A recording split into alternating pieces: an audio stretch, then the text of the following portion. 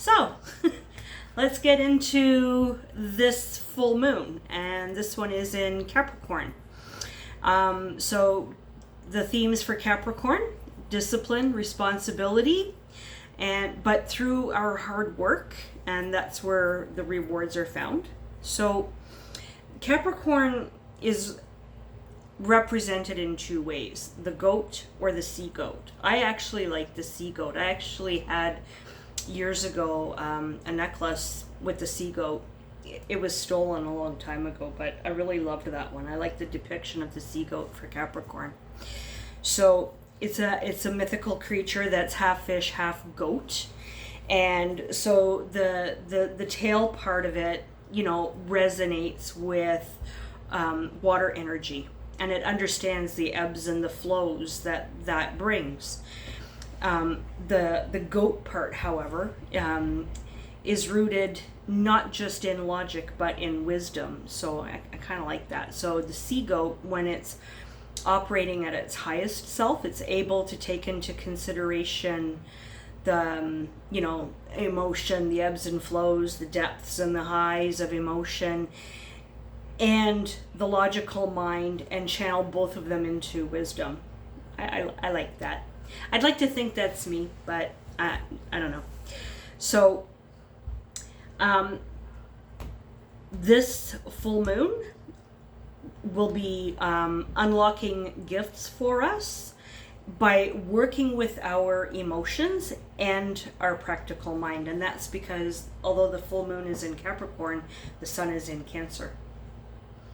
So I had mentioned earlier to Yuri about how, because Cancer and Capricorn are on opposite sides of the wheel, so they generally get along really well, and they complement each other.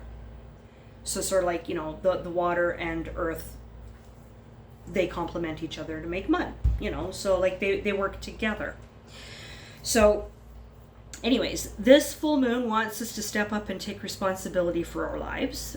It doesn't want us to bypass, sugarcoat, or hide from the truth. So Tanya talking about being more open and speaking your mind a little bit more makes a lot of sense, right?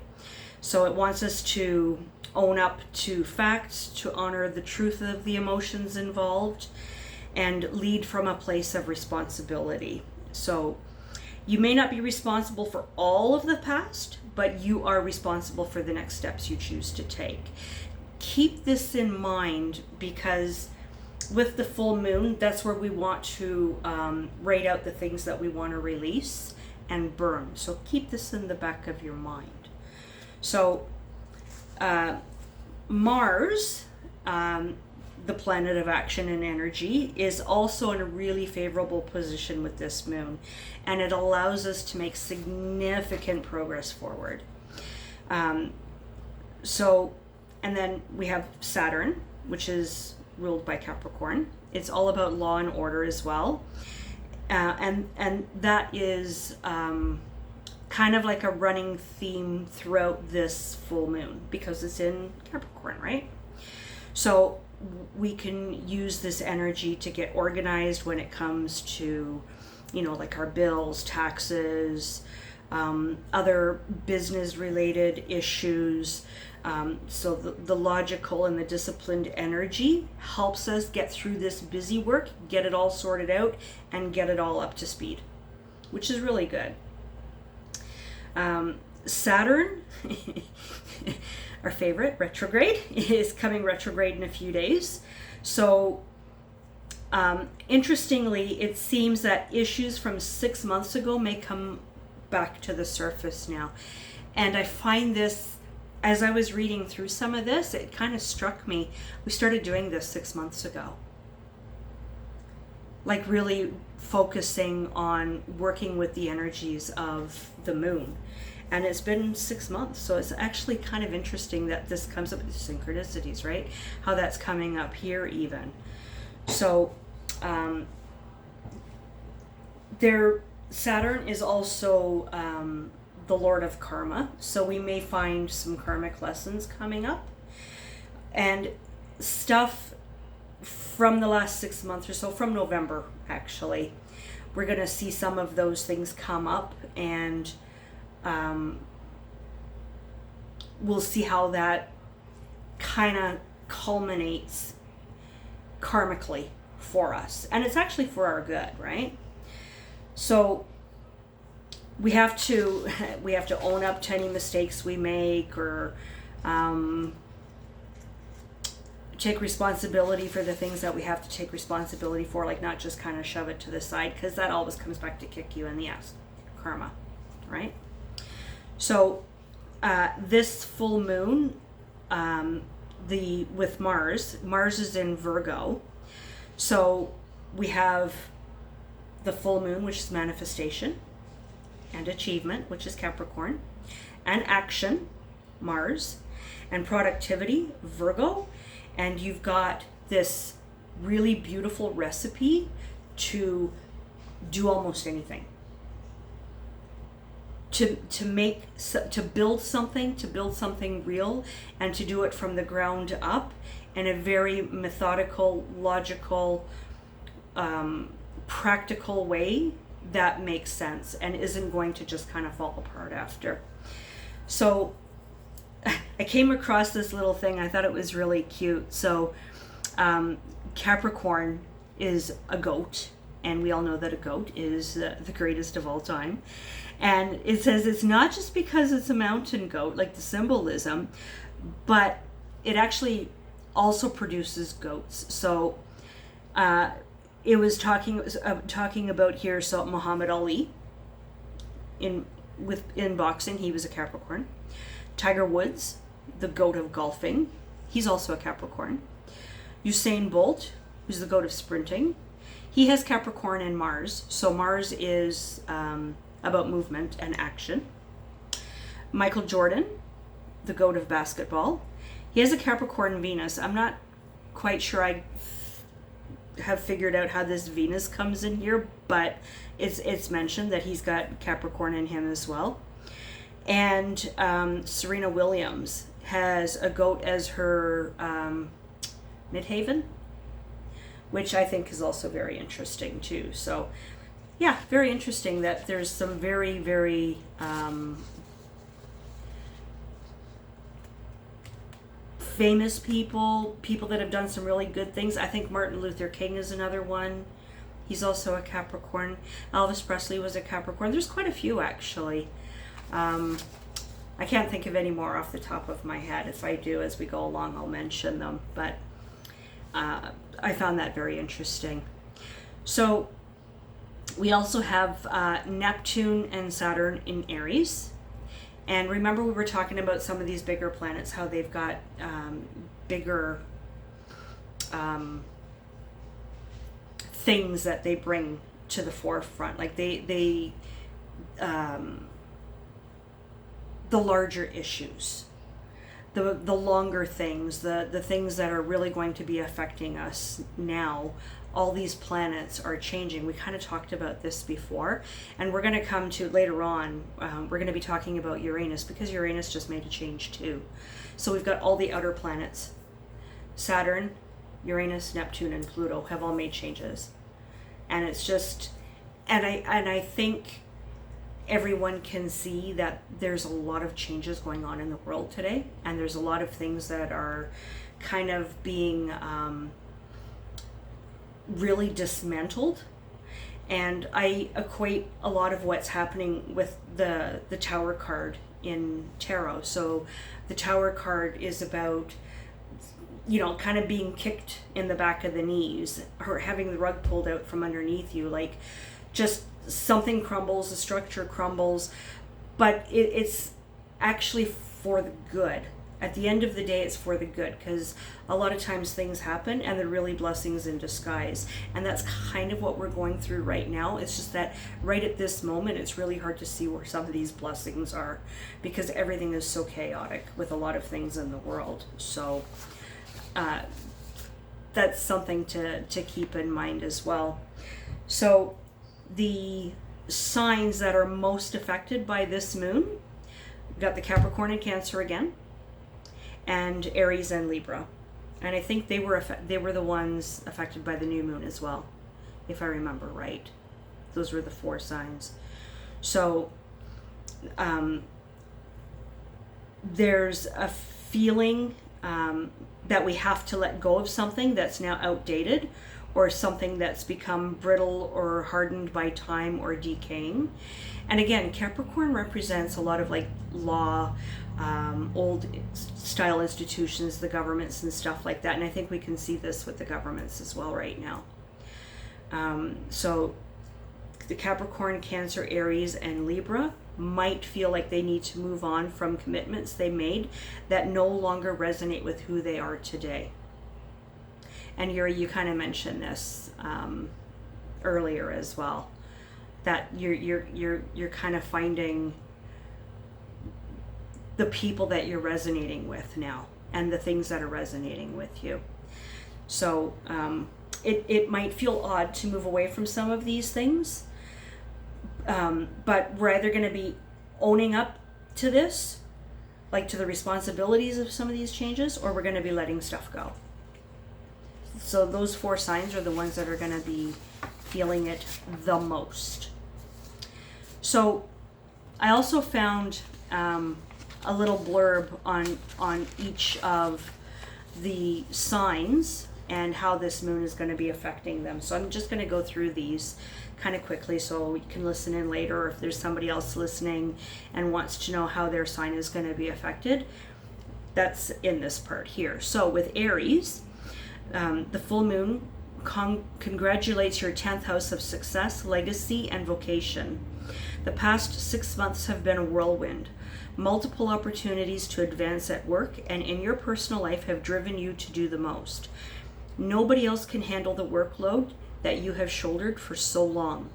Managing your professional responsibilities, personal goals, and more hasn't been easy. Although you have had your work cut out for you, you handled it well. Give yourself a pat on the back for everything you have done and achieved in just 6 months. This is just the beginning of everything you will go on to accomplish. Now, remember too that these signs, this isn't just our sun signs. This could be our rising sign and also our moon sign. So if you're an Aries rising or moon, this applies to you as well. And same with all of these. So Taurus, if you're sun, rising, or moon Taurus.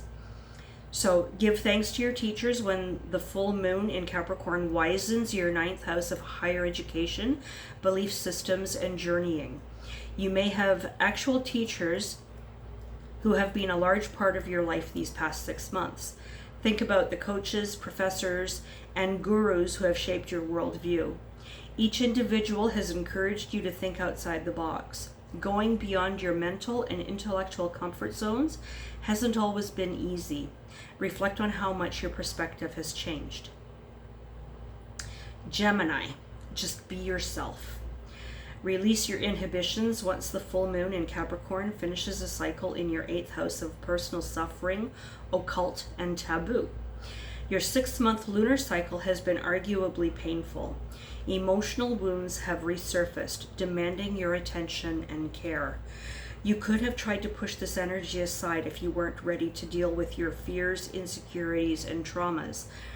However, the cosmic energy has been persistent. Hopefully, you began working through some of these private anguishes. If not, the full moon in Capricorn will bring everything up at once. Instead of pretending that you're fine, let this lunation give you the confidence to share what you repressed for so long. So if you have any Gemini friends, maybe be prepared to be a shoulder and give them some words of encouragement, because they seem to be going through a little bit of a tough time right now. Cancer. Should you stay or should you go? Since the full moon in Capricorn will illuminate your 7th house of partnership, marriage, and commitment, you have had 6 months to consider what you want to stick with. Maybe you have weighed the pros and cons regarding your professional opportunities if you were unsure of pursuing something new. This also applies to your love life if you thought about dating someone new. Despite wanting to explore something new, you may have held yourself back. Whoever or whatever you have already committed to comes first in your responsible perspective. However, don't miss the chance to try something new if you're still considering other options. Leo, take your physical and emotional well-being seriously. Reflect on your health journey when the full moon in Capricorn highlights your 6th house of health, habits, and routine. These past 6 months may have been eye-opening. You could have realized that your physical, mental, and emotional health wasn't up to snuff. A wake-up call could also have alerted you to a bigger problem. Hopefully, you made a conscious effort to change your daily habits and lifestyle to improve your overall well-being. But if not, this full moon in Capricorn will be the sounding alarm to get it together. Health is wealth, so let this lunation be your reminder to take care of your body. Virgo, don't forget to date, Virgo. 6 months have gone by, and the full moon in Capricorn may alert you to no new challenges in your 5th house of sex, dating, and romance. As a serious earth sign, you manage your priorities well, but this may mean that you rarely make time for anything silly or frivolous. It's not unsurprising if you've been single this lunar cycle, because you focused on everything else but dating. Even if you're in a relationship, your love and sex life may have taken a back seat. The full moon in Capricorn represents the importance of romance and why you shouldn't put it on the back burner. Let yourself enjoy being swept off your feet. Libra. Life moves fast, Libra. Don't blink or you might miss something, since the full moon in Capricorn has accelerated your 4th house of home, family, and foundation. 6 months ago, you may have set the intention to alter your personal life. Maybe you had the goal to change where you live and work on your familial bonds. 6 months have flown by, and you might be astounded by how much has already unfolded. You could have completely changed not only how you live, but where you live. Familiar patterns may have been broken for the better, allowing you to feel more comfortable with your chosen and biological family members. Imagine how much your personal life will continue to change. Scorpio, the tea is piping hot. Don't hold back. As the full moon in Capricorn spills the beans in your 3rd house of communication, social circles, and neighborhoods. So much information has come out in the last 6 months. Despite knowing seemingly everything under the sun, you might have had to keep it all to yourself. Friends, co-workers, peers, and more might have sworn you to secrecy. You may be unable to hold back any longer when everything comes to light during this lunation. Be honest when you're called into questioning and own what you know. Sagittarius, is there something you value that will stand the test of time? Consider your options when the full moon in Capricorn incentivizes your 2nd house of personal assets, finances, and value. The last 6 months have encouraged you to invest in better material items that will undoubtedly enhance your life. As the full moon in Capricorn approaches, you might finally be ready to make this long-awaited purchase. Stop overthinking it. If you know you're ready to invest in a high-value, durable assets. You deserve to have nice things, so let yourself have what you desire. Capricorn, you're 1 in a million. Be proud of yourself, because the full moon in Capricorn will fortify your 1st house of selfhood, physical appearance, and identity. You could have set the intention to work on yourself 6 months ago. Self-improvement may have been your number 1 goal to fulfill this year, especially if you put this off for far too long. Aside from outward changes, you could have begun your journey in self-love and self-compassion. Hopefully, you will like what you see in the mirror and feel about yourself by the end of this cycle. Aquarius, solitude can be a blessing in disguise. Take time for yourself when the full moon in Capricorn quiets your 12th house of asylums, spirit realms, and hidden matters. You may have privately struggled over the last 6 months. Perhaps you didn't feel confident opening up to someone in your life. The 6-month lunar cycle could have reinforced your desire to be left alone. As a result, you could have been occasionally lonely, yet eye-opening. Being alone may have helped you tap hidden talents, ideas, and more that you couldn't have realized with someone else present. Give thanks for this period of seclusion, since it brought so much to your attention. I think, like Gemini, Aquarians probably need a little extra love right now, so that, anything that they're kind of keeping to themselves, it's okay for them to bring it forward. Pisces, go after your dreams. Don't wait a second longer when the full moon in Capricorn steadies your 11th house of aspirations, networking, and connections. You have had multiple chances to pursue your dreams throughout the last 6 months. You could have stalled going after your aspirations. You might have been afraid, especially if you fear failure and being let down. Let go of your worries during the lunation. The time is now. Don't wait a second longer if there's an opening to chase your dreams. So that's all the signs, and I think this actually might be a really good time to look back at any intentions that you set 6 months ago to see where you are today from where we were 6 months ago. Because it sounds like we've probably made some pretty huge progress, and maybe any intentions you set may have been in line with some of what this has said. So something to keep in mind. And also too, with that said, think about the things that you're ready to release right now too, because it seems like we've come through this 6-month period that has had a lot of change. So, as the saying goes, when one door closes, another one opens. So we need to figure out what we need to let go of to make room for the new stuff to come in. And with that, we'll now move on to Uranus and Gemini. So this is the last of the big 3 that is making a change. So this occurred on the 7th of July. So last year in November, we had Pluto that left Capricorn and moved into Aquarius. In March, Neptune left Pisces and entered Aries, and now Uranus in Gemini. It's the final piece of this triad, and this will affect things on all levels: mental, emotional, social, and technological. And reality is accelerating at a pace that we haven't witnessed before.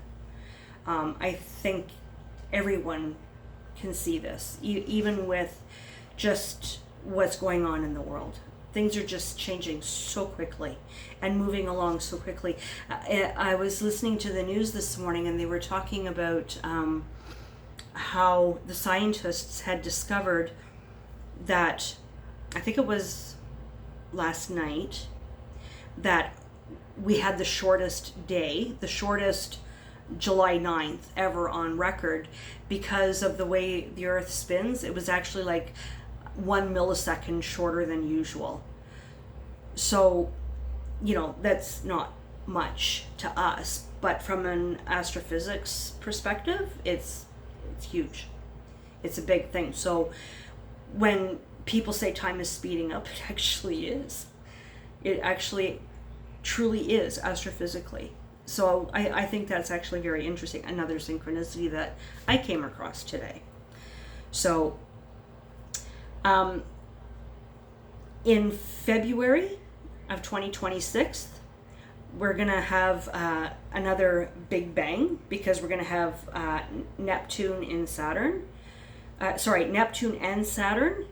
going at 0 degrees of Aries. So this 0 degree is always about something new starting. It's the initiation of something. So once you get to like the 29th and 30th degree of something, things are coming to an end. They're finishing. But now we're coming into new territory, things that none of us have seen before. So things are going to get very interesting, I think. So What does Uranus and Gemini have to do with it? So apparently a lot, because it's part of the bigger picture that's occurring right now. So first of all, who is Uranus and what does he want? So just a little bit of trivia. I found this kind of cute. So Uranus is represented by two archetypes. The Greek god Uranus, and he, with Gaia, birthed the Titans, the ancestors of the Olympian gods. So Uranus is literally the father of the world as we know it. When we refer to Father Sky and Mother Earth, we speak of how heaven and earth unite to create life, consciousness, and matter intertwined. So the world as we know it is based on this framework. So an invisible architecture of order, logic, and pattern. So Uranus is the big brain of the universe. That force not only designs the blueprint, but also makes sense of what's happening on the larger scale. The second archetype associated with Uranus and its modern psychological role in astrology is Prometheus. So Prometheus defied the gods. He stole fire from Mount Olympus and he gave it to the humans. So this archetype talks about the drive to democratize knowledge and to make the divine accessible. So Uranus equals progress and all that entails. So this is also where the humanitarian aspects are typically associated with Uranus. That's where that comes from. It's linked to innovation, the disruption, and tools or technologies that make our life easier. So Uranus is the planet of paradigm shift, the one that breaks the rules, and by doing so opens our horizons to what lies beyond convention. So again, one door closes, another opens. Symbolically, it represents our capacity to break free from the rules, structures, and inherited scripts, to go off-grid, both literally and metaphorically. In that sense, it represents freedom, because when we step outside the narrative, we gain the power to choose our own. We cannot see Uranus in the sky with our naked eye. We need a tool, we need a telescope. So the fact that Uranus was discovered with a telescope is significant. It reminds us that Uranian energy is not accessed through instinct or tradition. It requires tools, awareness, an outer layer of perception. And what about Uranus and Gemini? What do we get when we combine Uranus's freedom and innovation with Gemini's mental agility and information processing speed? Both Uranus and Gemini are open and curious energies. They thrive on speed and change, so they actually work well together. And again, this, how fast things are going. It's interesting. It makes so much sense. Which is why we can expect a lot of movement, a lot of innovation. But this also could mean too much movement or too much innovation. So it's basically, in Gemini, Uranus is on steroids. So it can actually be a bad thing too, right? Because sometimes if we do things too quickly, we don't create the base that we need or the structure that we require first, and things will crumble. So that's the bad side of it. And I think this is the side when people talk about AI and stuff like that. AI seems to be a really big thing now. And one of the bigger things that everyone was talking about when they were looking at Uranus moving into Gemini, like from months ago, it's like, oh, AI is going to be big. This is going to be the season of AI. It's going to make big strides and improve our lives so very much. And it can, but by the same token, it could make things harder too. So one of the reasons for that is because, so if you think about it, everybody was saying like years ago, oh, we're going to be having robots do all our stuff for us now. That's great. It leaves us room to do other things, but it's disconnected us from the earth. So if we have robots doing everything for us. It disconnects us from doing our stuff hands-on ourselves. So, you know, wherever there's some give, there's take as well. So we have to figure out how to balance this out. And this is where things can get a little bit dicey. This is where there can be some problems. So let's hope that people and their instincts, because this is huge right now as well, our intuition is opening up even more. Let's hope that they want to go back to some of that. When you stop and think about how technology has changed the world, like even cell phones and stuff, you know, it's made things easier. We now have this little phone, which is basically a computer. We can do anything with that. We can find out anything with that. We are constantly on social media and looking at things, learning things, listening to things. But it's also made us antisocial in a way. We've forgotten how to socialize and connect with the people that we need to in person. We kind of lose that. So there's the good and the bad. We need to remember that.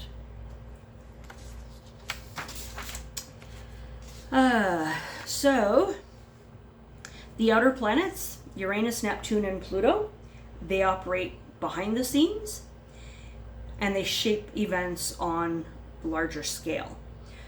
So when we go through these outer planetary transits, it can feel like life turns upside down and things don't make sense at first. But remember when I said that sometimes certain things have to be lost, or we have to lose certain things for other things to come in. So that's kind of what's happening with all of these outer planets. And you know, and it makes me even think of Trump and his tariffs. You know, like a lot of that doesn't make sense, and it doesn't make sense to a lot of people. And I'm not trying to politicize this by any means, but I think it's something that people worry about. It's like, well, what does that mean for me? You know, and everybody seems to be sort of like in this holding pattern, holding their breath, not wanting to exhale for fear of blowing something away, you know, afraid to move forward because what if something is going to happen if we do, afraid to take a step because, I don't know, we don't want to stand on a landmine or something. So I think we're kind of right there. And that's why knowing how some of these planets are affecting us, I think it's really important because it can help us navigate through some of that stuff, right? And again, everything is cyclical. Things go through cycles and stuff like that. So, you know, at the sake of sounding stupid, you know, this too shall pass. But right now, it feels very chaotic. So there's this triangle that's been formed with Neptune, which kind of sits at the apex. And then we've got Uranus and Pluto, and they're sort of like the helping hands of all this. So this suggests that a dream is emerging, waiting to be born. So Neptune will be helped into reality by the sharp, innovative intelligence of Uranus and the deep transformative power of Pluto. So that's kind of where we're sitting. And I think this is why everybody's kind of like waiting with bated breath. Which way is this going to go? Is this going to help this way? Is this going to help that way? But Uranus and Gemini in particular will help bring the dream to life. So Uranus is in Gemini until August 2032. 7-year cycle. That's the other thing about these outer planets. The cycles are much longer. In some cases, they're even generational. So we'll see that, you know, certain generations, if they're born with one of these outer planets in their charts, like in a particular house, that's where we see generational issues come up, or generational things. For example, I think a lot of the millennials have been really helping people like me, the boomers, kind of be okay with hybrid work and working from home. I mean, I like doing that, but there's this it's the old thinking, the Capricorn and Pluto thinking, right? The old responsibility type of thinking. Got to be in the office 5 days a week, do the 9 to 5, do what we're supposed to do, But some of the millennials with these other aspects in their charts that are different from the boomers, they're making it okay and saying, hey, look, you don't need to work 9 to 5. You can work from 8 till 12 and then maybe from 3 to 6. Like, still do your work, but you get to choose how you do it. And they're helping us be okay with that. So these are some of the generational type of things that have been going on that is, being very helpful. So the outer planets, the movers and the shakers, so Pluto is why, Neptune is what, and Uranus is how. So Pluto is the furthest, is the why. So in our current area, it's reflected as Pluto in Aquarius, okay, whose core agenda is to decentralize power, shifting influence away from rigid hierarchies and into distributed networks. So remember what I just said, like this, even this thought of having to be in the office Monday to Friday, 9 to 5, who wants that? It's the, for the sake of sounding stereotypical, or I don't know, maybe I'm going to get bashed for this, but like the old white male mentality. If I don't see you doing the work, you're not doing it. How can I be sure you're doing it? So that's what Pluto and Uranus is doing, the why, okay? And then next we've got Neptune, the what. So Neptune defines the emerging vision, the new dream rooted in personal power and independence, where purpose comes from within, not from tradition or collective beliefs. Again, we can work from home from 8 till noon, take a 2-hour lunch break, go do some groceries, go for a walk, whatever, be out in nature for a few minutes, and then come back rejuvenated and refreshed and put in another 4 hours. So that's where Neptune comes in. And then we've got Uranus, the how. So Uranus gives us the technological, intellectual, and systematic upgrades that enable Neptune's vision to take shape and to support Pluto's agenda. So technology, being able to work from home. AI, helping assist in doing some of the work that we're doing. So the previous cycle, the why, we had Pluto in Capricorn. Power concentrated in the hierarchies, institutions, and elite structures. The what, Neptune was in Pisces. The collective ideals, escapism, dissolving boundaries. And the how, Uranus was in Taurus. Practical innovations, financial systems, digital assets like crypto. So the how was about building new systems of value within old frameworks. The world was trying to modernize, but within a pyramidal structure of power, Pluto and Capricorn. But now the story is shifted. The why, Pluto and Aquarius, power is being redistributed across peer-to-peer networks. Centralized control is dissolving. The what, Neptune and Saturn in Aries, the individual is now the visionary. We are moving from what we believe to I lead. And the how, Uranus and Gemini, the tools of change become communication, data, learning systems, and networked intelligence. So the unit of power now is no longer the institution, it's the network.